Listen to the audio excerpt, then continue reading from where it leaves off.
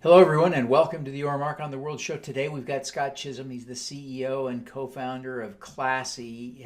He's got some really interesting announcements that we're going to be talking about, big milestones, but exciting to be talking to someone who's helped so many people raise so much money for doing more good in the world. You don't want to miss this episode. Welcome to the Your Mark on the World show with your champion of social good, Devin D. Thorpe. Scott, welcome to the show. Thanks for having me again. Appreciate it. Yes, welcome back. It's a thrill to have you. It's always fun to talk to you because you, as I said in the intro there, you do so much good for so many people, and we're excited to catch up. Recently, you had a big announcement. Let's talk about that first. Remind people what happened. Yeah, absolutely.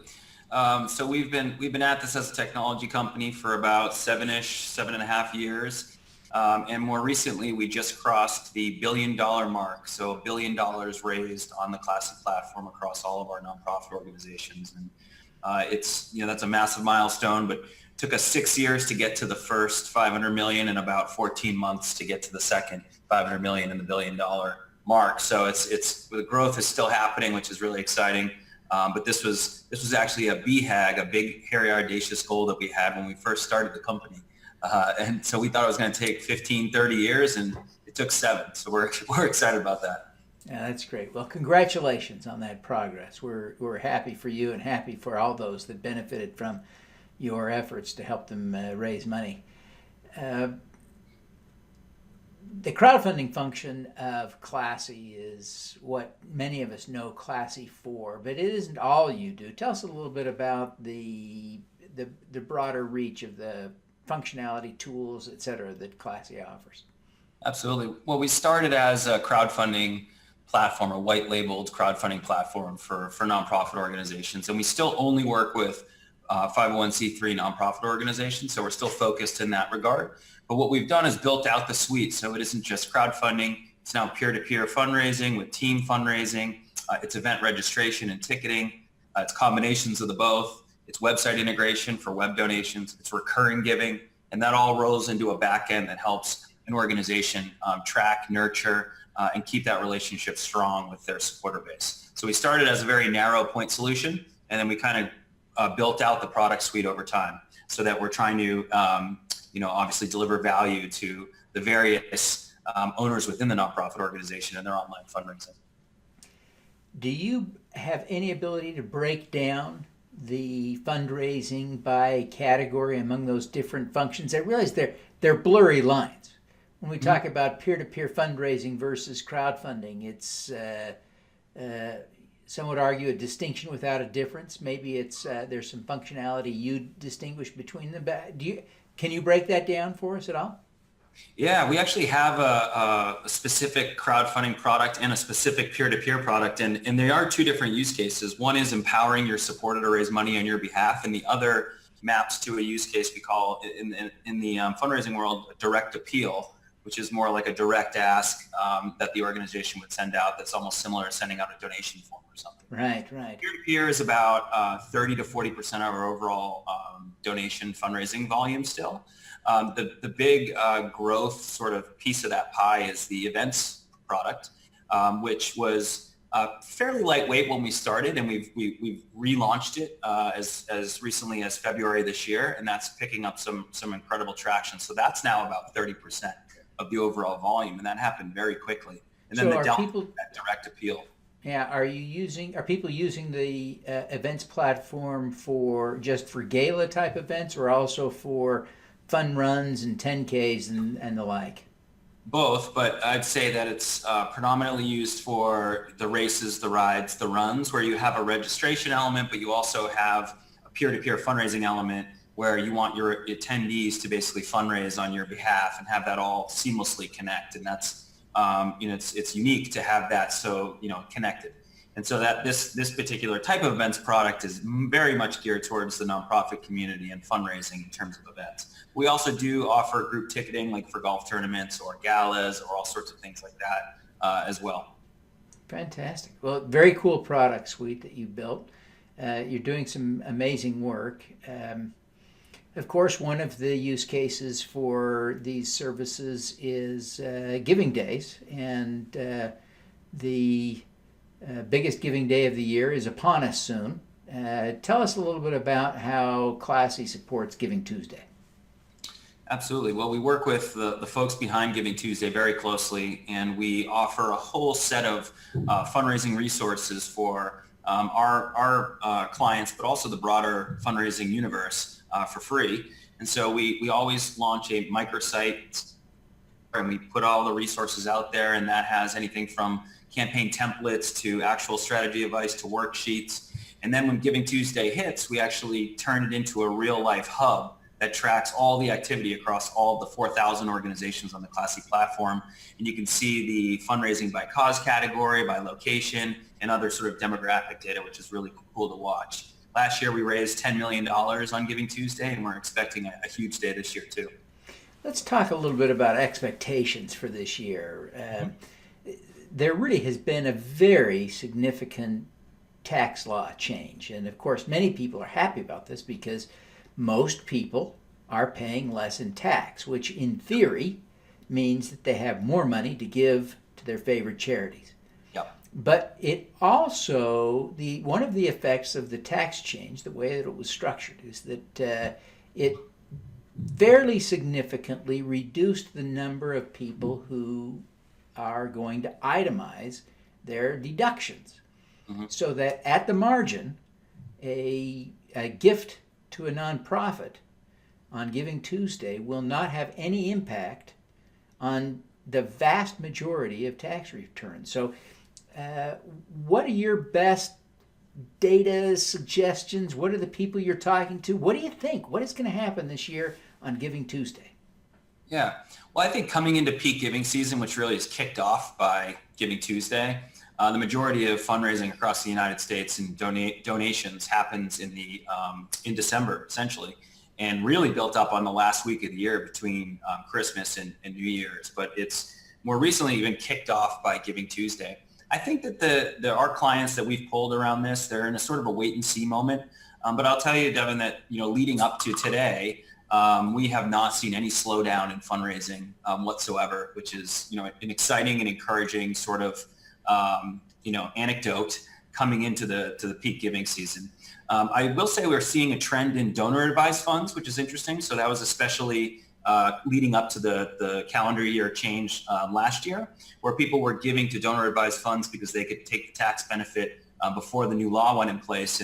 And charities are, they're kind of mixed feelings about that because there's no requirement for the donor advised fund to give that money at any certain percent or time, whereas even in a private foundation, which still gets criticized for holding it too long, 5% has to go out. And so the donor advised funds, could essentially be a black box for some of this giving. And that has charities concerned for sure. But in terms of just organic growth across our platform, what we're seeing in the data, we've seen no slowdowns. And we think this is going to be a huge giving season.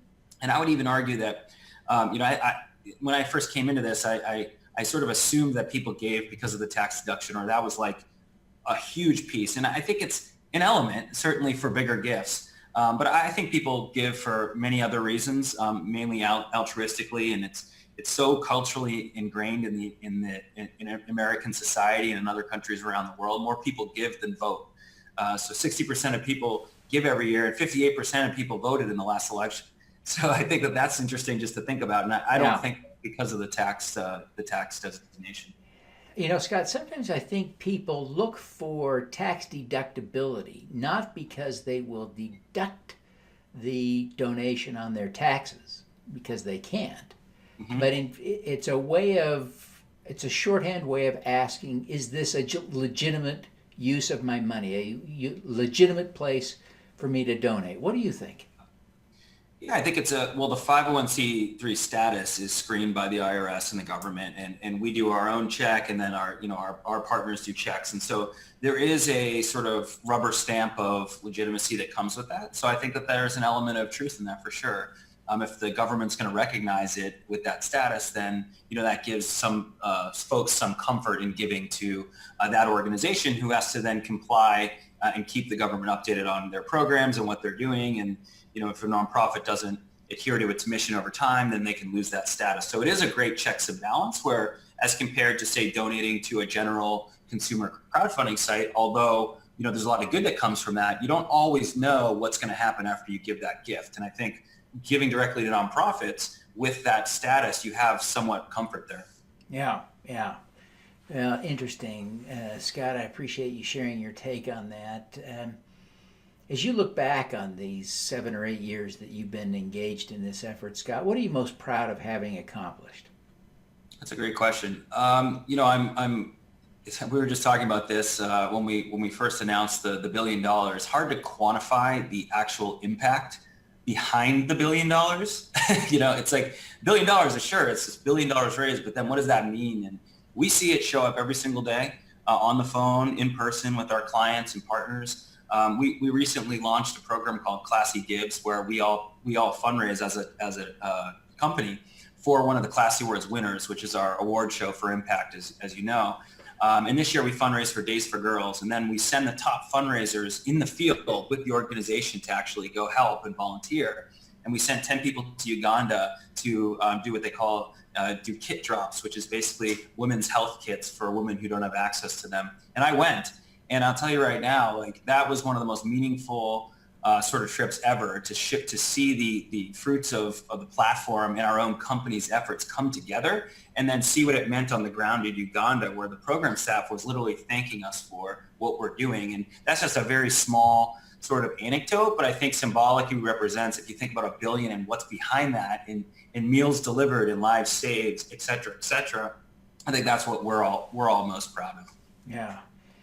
Scott, you probably had an opportunity to learn some really important lessons. What's the most important lesson you've learned? One of our core values, there's 2 of them actually. I'll use the core value, 2 core values as the answer. One is lead by example. So no matter how large the staff gets, or all different roles and responsibilities and whatnot, always be willing to roll your sleeves up and just do the hard work, because I think a lot of this comes down to just grit, perseverance and whatnot, and that kind of leads to the second core value, which is adapt and overcome. No startup or company story is up and to the right with beautifully smooth. Ours has had lots of ups and downs, and that's totally natural. And once you kind of realize that and almost expect there to be challenging moments, and you can kind of rally everyone together around those moments and turn them into learning lessons, I think that's the key. So nothing's smooth. Life is imperfect for sure, and running a company is imperfect. And there's been many ups and downs to get to the $1 billion, but I would say those 2. So it's adapt and overcome, and lead by example. Excellent. Scott, you're a bright, talented guy. You could be doing anything. Why this? Well, I mean, our founding story started with a pub crawl for charity to raise money for the American Cancer Society, because my mom had cancer growing up, and I didn't aspire to be in software. I didn't necessarily aspire to be in the philanthropy sector.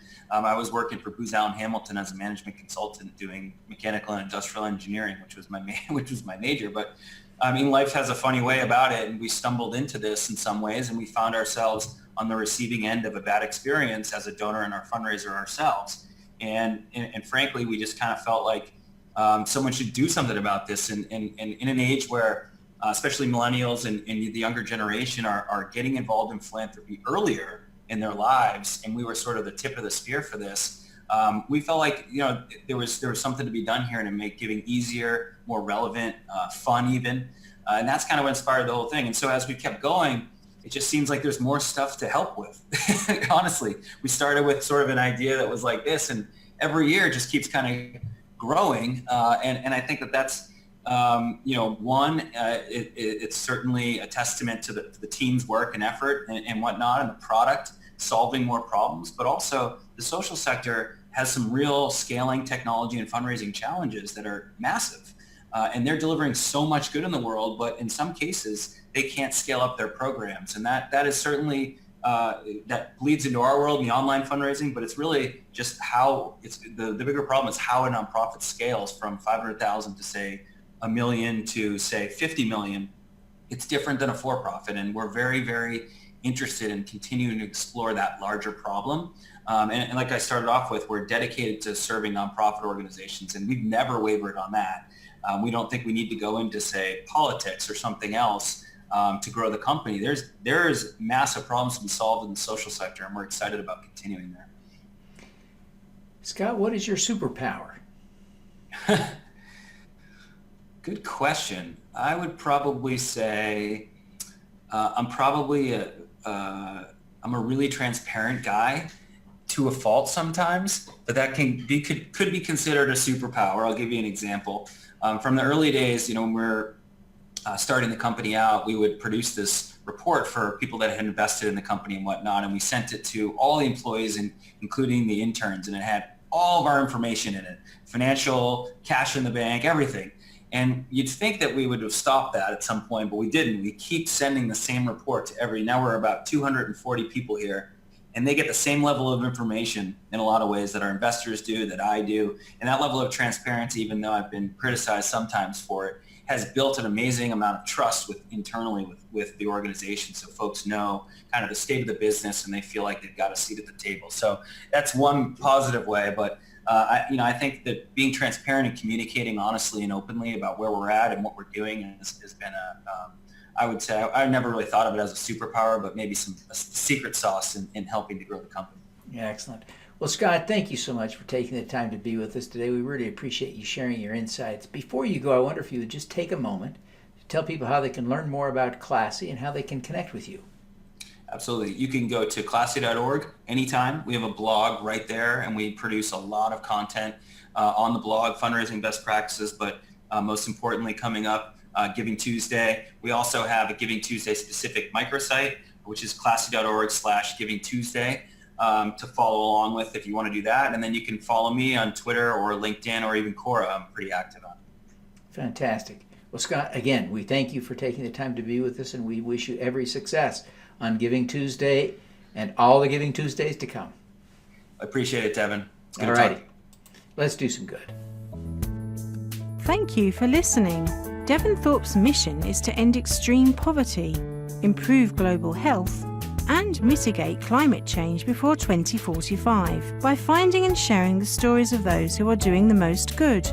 You can join with other listeners to accelerate Devin's mission by visiting helpdevin.org right now.